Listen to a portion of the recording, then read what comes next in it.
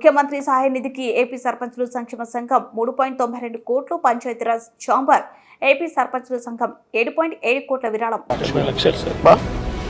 ఒక నెల వేతనం ఇస్తున్నారు. మొత్తం మన పంచాయతీరాజ్ ప్రజాప్రతినిధులందరినీ టోటల్.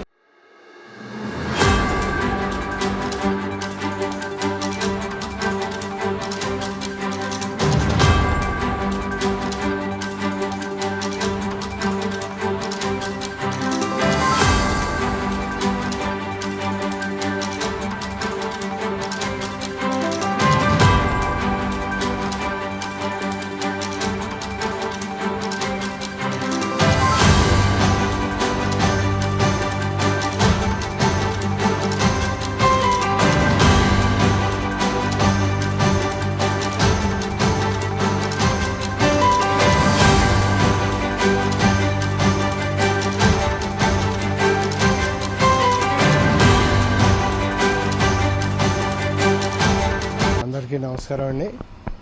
మాది ఆంధ్రప్రదేశ్ పంచాయతీరాజ్ ఛాంబర్, అలాగే ఆంధ్రప్రదేశ్ సర్పంచుల సంఘం రాష్ట్ర కమిటీలు ఈ రోజున పవన్ కళ్యాణ్ గారిని కలవటం జరిగింది.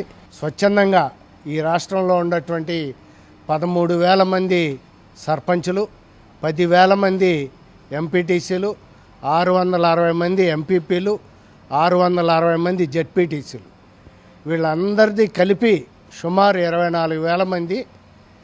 ఒక నెల గౌరవ వేతనం వీళ్ళది సుమారు 7,70,00,000 రూపాయలు. ఒక నెల గౌరవ వేతనం ఈ రోజున ముఖ్యమంత్రి గారి సహాయ నిధికి ఇవ్వాల్సిందిగా అందరం కలిసి కూడా ఈ రోజున పవన్ కళ్యాణ్ గారికి అందించడం జరిగింది. ఆయన ఇంతకుముందే గమనించాం, మనం ముంపు ప్రాంతాలకు గురైన 400 గ్రామాలకి తన సొంత నిధులు ఒక్కొక్క గ్రామానికి ₹1,00,000 చొప్పున నిన్నే అందజేయడం జరిగింది. అలాగే ఇరు రాష్ట్రాలకు కూడా ₹1,00,00,000 సొంత నిధులు ఇవ్వడం జరిగింది.